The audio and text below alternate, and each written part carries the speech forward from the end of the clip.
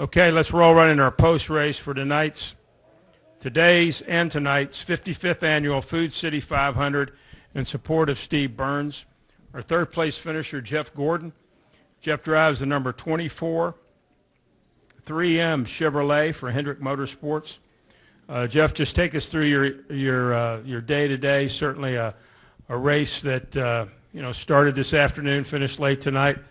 But certainly you showed a lot of grit and determination to try to get that win. Yeah, thank you. I'm very pleased with the way we finished, and it certainly wasn't easy, and was filled full of ups and downs and emotions. The whole weekend really was. We were very disappointed in the way we qualified. I didn't get the best out of the car, but we were just lacking some speed as well, and in the race, I thought we were really, really good. The long runs, they got a little bit tight. It's really difficult trying to maneuver the rubber building up on that top groove where they've ground it down. I really hope they reconsider that in the future and maybe doing something about it. But anyway, makes for some interesting racing out there, especially around lap cars. Just big challenges, getting through traffic. Makes it very hard to pass. But, we're cruising along there, making our way to the front, and I was pretty happy with the car. And then we had the loose wheel, which was a bummer, and lost 2 laps. But the car was really fast after that, and we were able to get back on the lead lap, which was great. And then we lined up in the outside lane, which was a huge plus tonight. A couple of times on some restarts, and ended up driving our way into the top 5. We were in a good position to get a really nice, solid finish, and then all the chaos broke out with restarts and rain and crashes and everything else. So found ourselves somehow in second, and I thought we were going to run out of fuel for sure, but luckily we didn't. I saw the 3 peel off there, and I felt sorry for him, and I thought we were going to be next, or the 20, but that last restart was just trying to get momentum and not spin the tires too much. I knew Jimmie on the outside was going to be really, really hard to hold off, and I thought a third would be a great finish. So I'm very happy with the third.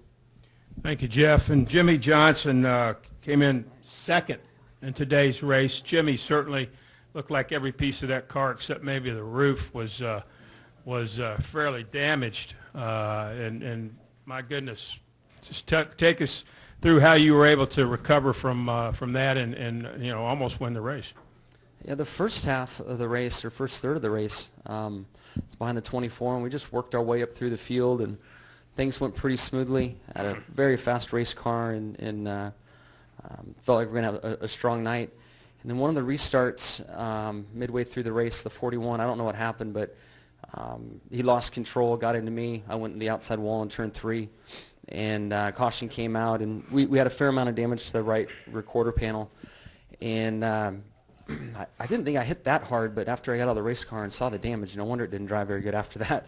And we needed 2 or 3 pit stops to get the quarter panel pushed back down, so there was some side force on the back of the car on corner entry. And once we did that, we weren't as good as we were at the start of the race, but still very competitive. Chad called for 2 late in the race. That picked us up a few more spots. And then I think the last 2 restarts I was in the outside lane, and that helped me out quite a bit. So wild night, but I'm glad to get it in. We'll take questions now for Jeff or Jimmie. If you have one, raise your hand. I think we have one in the press box. We'll start up there, and then we'll come down to Ryan McGee. Go ahead, press box. For Jeff Gordon, this is Nate Hubbard with the Bristol paper. Obviously, you'd like to be the one in the winner's circle, but Matt Kenseth was getting some questions about retirement himself as a fellow 43-year-old, and with you hanging it up. You're just happy to see a guy like Matt kind of get the monkey off his back with the long winless streak ended tonight. Yeah, Matt might have 10 more years left in him or so. I don't think he's ready for that yet. But I was, I like Matt. I mean, he and I, we've had our differences over the years, but I get along really well with him. And when you see a guy like that who's certainly in the later stages of his career, makes a move, over to Gibbs, and he's just one of those guys you like seeing good things happen to, and I mean, I would have been really bummed out if he or I would have run out of fuel there at the end, because I felt like, he really did a great job on those restarts, and they made a good gutsy call, and the race was really theirs to lose. So and he still had to hold Jimmie off, even though he had the outside lane was a plus. But yeah, that was a gritty run to the finish there, and I know we were all sweating, and I'm sure he was too. But yeah, great to see him get that win. He hasn't said anything to me about retirement, so I don't think that's coming. Other questions in the press box? Go ahead. Tony Bullock, Courier Tribune for Jeff. When you got back on the lead lap and you were back in traffic, do you kind of credit the way your night ended up getting this finish with? Because it looked like you were biding your time back there and waiting to get another caution to be able to close up and catch up with the rest of the lead cars, or was it just that hard to deal with traffic tonight? Yeah, it's so hard to pass cars that are close to your speed. Lap cars are difficult enough, and if they give you a little bit, of room or sort of work with you, then you can maneuver your way through there. But basically, what's happened now with the racetrack is, it's more abrasive on the bottom, it's smoother on the top, and the top lays rubber.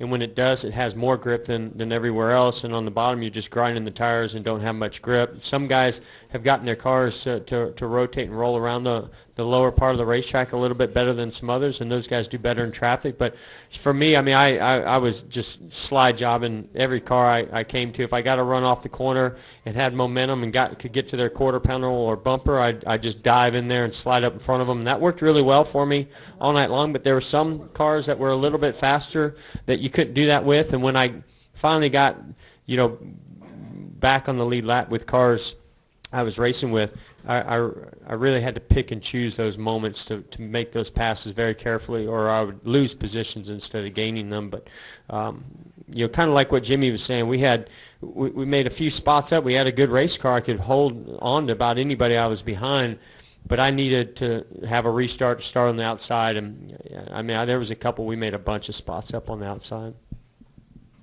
Any other questions, press box? Let's come back downstairs. Let's also now hear from Ricky Stenhouse Jr. Ricky had a fine fourth-place showing. He drives a number 17 Zest Ford for Roush Fenway. Ricky, congratulations on this showing here today. Certainly had to be one of your strong showings of the season. Yeah, it was great for us. We always look forward to coming to Bristol. It's been a great track for us so far in my Sprint Cup career. My best track, obviously. And so after last weekend, we had a little bit of momentum and compared to our mile-and-a-half runs lately. And, we were looking forward to getting to Bristol. We still lack a little bit to go up and lead laps. But, here at Bristol, I don't think we're far off. But we still got to work on our front ends some more and get our Fords turning a little bit better. But, tonight was a lot of fun. Always enjoy running up next to the wall. And in those late race restarts, we were able to gain some spots and, just a good night of racing. Okay, let's come back downstairs. Questions. So I think Ryan McGee had one. Right there, Ryan, right behind you. Ryan McGee, ESPN. Jimmie and Jeff, I think between the two of you, it's like 70-something starts here. Where does this one rank as far as just craziest nights that you've had at Bristol? Because multiple laps down and wrecked race cars, and both of you, I'm not sure where you came from at the end. Where does this rank as far as just wacko nights? Heck, that's Bristol, isn't it? I'm sure I've had wackier nights and days at Bristol than this. I mean, mine, other than the loose wheel, mine was pretty. We had to fight hard all night long, and when you're up top like that against the wall, I mean, mentally it's draining. You're just on the edge, waiting to hit the wall every single lap, or for the thing to jump out from underneath you. But other than that, I can't say that mine was too wild and crazy. Our car was solid, our team was solid. Everything else kind of was working our way the rest of the night. Jimmie? I think it's potentially heading towards the old Bristol, and just thinking it through a bit, when we had to race the bottom, everybody gets so mad at one another and punt each other out of the way. We're getting pretty pissed off at one another right around the top, and there's a lot more contact. Now, when you get into somebody, there's really nowhere for them to go. But I think as we continue to race here and continue to run around the top, we're going to see it, turn into it'll never be the old Bristol, but something very similar. I mean, frustration's so high. I mean, it doesn't matter if you're catching guys 4 laps down with crash damage. You can't pass them if they run the top. It's just so tough. So it was wacky, but I think there's more potential yet. Back downstairs here, Jenna, and then we'll go to Stan. Jenna? Jennifer, AP, for any of you or all of you, there was 3 red flags for rain. The start was delayed 90 minutes. I think this was 9 hours. As drivers, is it hard to start and stop and just kind of be living, waiting for wondering when it's going to go again? I think so, and I feel like it was a little easier today because there was a big band of rain, and I went back and ate and took a nap. I just kind of got ready for the long night. So the one thing that does make it different here is how fast the track can dry, and I think it caught some people off guard. I think Tony might have been a little tardy getting to his race car in there to get started. But, it was nice, though, having that big band so that we could prepare from a driver's standpoint. Now, for the crew guys, I think it was far worse for them to sit there and wait it out all day. And then did NASCAR do the right thing in trying to get this to a complete finish? I know that that long caution at the end, and I can't wait. I love the fact that race ended under green. What makes no sense to me is when it started raining hard that they ran lap after lap after lap under caution. So I think that they did the right thing, but go ask the 3-car. I don't think it was right, that they ran that many laps under caution when they started to lose the track. At that point, you got to recognize everything going on in the race, and all you have to do is stop the cars and give everybody kind of that fair shot to go finish that race off. Not to mention, I don't know if it needed to be a green-white checkered either. But I mean, I can promise you, I'd have a whole different opinion had I run out of fuel. But I think we all want to see the fans see, especially a day like today where they stay here, like you said, for 9 hours. I mean, that's commitment, and you want to give everything back to them. You don't want it to end under caution, but you got to, make sense of the whole situation and what's going on from a competition standpoint as well. So I think they could have managed that slightly better, but all in all, it turned out pretty good. Nice job, Jeff. Stan? Stan Creekmore with RPMTonight.com. Jeff, in listening to you for 23 years, I don't think I've ever heard you, like you were in your opening statement here, be quite content at finishing third.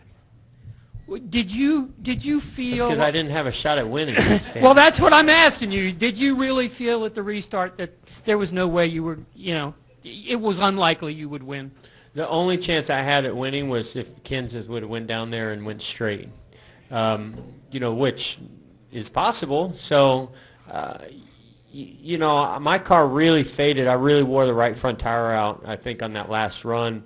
And so being on the bottom, had I been on the top, I might have, had a little bit different opinion about it. When I was starting fourth, I was excited to get the restart going. But when I was on the inside, I was not too happy about it, especially knowing, some guys had a little bit fresher tires. But I mean, of course I wanted to race Matt for the win, but I was going to pretty much have to either take him out or he was going to have to make a huge mistake just because that inside lane is such a disadvantage. Let's come over here far left. Kenny Bruce.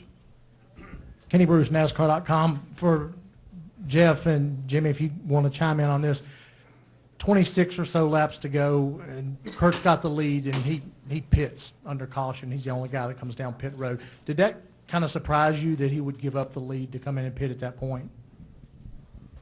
I was a little surprised. I mean, his car was so good. I don't know. It's hard when you're the leader, right? When you're the leader, you feel like everybody's going to do the opposite of whatever you do. I still think he had a great shot at winning the race had Carl not had his issue. I mean, to me, Kurt, on old tires or on newer tires, he had the dominant car. I was behind him a lot tonight, and I watched him do things that, I didn't see anybody else do. I mean, I saw Jimmy pretty good on the bottom, Carl decent at times, but the 41 would drive by 5 cars in the middle of the racetrack to the bottom on restarts, and then pull back up in line and go to work on the rest of them. He was incredibly fast. So I don't know if he necessarily needed. As it turns out, he didn't probably need to. I don't know if they didn't get it full of fuel. There's a lot of different factors, but being the leader is a tough call. Other questions? All the way in the far right corner. Jay, raise your hand. Got you.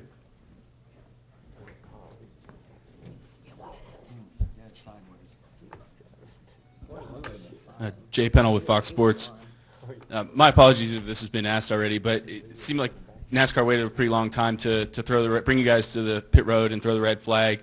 Austin Dillon ran out of gas. I know you guys were pretty close. Were you surprised they waited that long? And what was going through your minds when you were just running around on caution and the rain was coming down? You want to look at the transcript? Because, I spent a few minutes on that one. Yeah. He covered that quite well. I really don't want to do it again, I can tell you that. We don't want it. Other questions? I think I saw another hand somewhere. Anybody upstairs? Got a question right here from this gentleman on the left, and then Jenna again. Pat Nicole, NASCAR.com for Ricky. Over here. So you have Bristol down. I mean, what do you target as your next track? Like, okay, this one's next. Richmond was a struggle for us last year, so hopefully we have made some gains at that, but we still got to get our front ends a little bit better. That's what we lacked tonight, is a little front turn to go up there and race for the win, I think. But our Richmond will be a test for us. I feel like as bad as we were there last year. But Talladega and Kansas are good racetracks for us. I'm looking forward to getting to Kansas. We've led laps there and led laps late, and cautions called us off. So, those are the next two that I'm really looking forward to getting to. Hey, Well, Ricky. Okay, I'm sorry, Jenna. Go ahead, Jenna. Ricky, did you have any idea the way that Roush Fenway has struggled so far this season that you guys could do this tonight? Yeah, I felt really good about coming to Bristol, and we always do. My first year here in the Sprint Cup Series we were fast. I would get into the fence and cause us to have a worse finish than where we ran. Last year, we finished second here. Felt like we had a really good race car, and it still didn't show throughout other short tracks when we went. So I knew when we came back here, it didn't matter how we ran anywhere else, that we could have a decent car. And I wish we could get it to translate to other racetracks, but I think it's the high bank is what really helps us get our car to turn here and being able to run the top. If it was a racetrack around the bottom here, I think we would struggle a little bit. The arc, when your car doesn't turn and you can run a wider arc around the whole corner, it generally just helps us a little bit. So we struggled in practice. When the line moved up to the top, we gained like 10 or 15 spots, on the leaderboard in practice, just because it moved to the top, and I could make some better speed up there. So I wish we could get it figured out a little bit better everywhere else, but it's not for the lack of effort. Everybody's working really hard, and we just got to keep our heads down and dig. Follow-up question there. She's got another question. Sorry, Go ahead. for Jeff, Ella and Leo doing the command, how was that for you? Highlight for me. I mean, the day couldn't be bad after that. That was so cool, and they nailed it, and I'm just so proud of them. That was just I'm just so thankful to Bristol Motor Speedway and Marcus and Bruton and all those folks. To do that, to invite them to do that means so much to me, and they just had a blast preparing for it, just practicing in the car on the way to school, and so funny. And Leo, he had to put his little engine rev in there at the end, which I thought was just kind of put it over the top. So as soon as the red flag came, I went back to the bus and rewound it and watched it with them, and they were just beaming. It was awesome. Probably one of the better ones we've heard, I'd say. I thought so too. Yeah. Best one I ever heard. I know. Well, listen, guys, thank you for putting on a great show and hanging in there with us today. We'll see you at Richmond. See you guys. Thank you. Let's skip Richmond.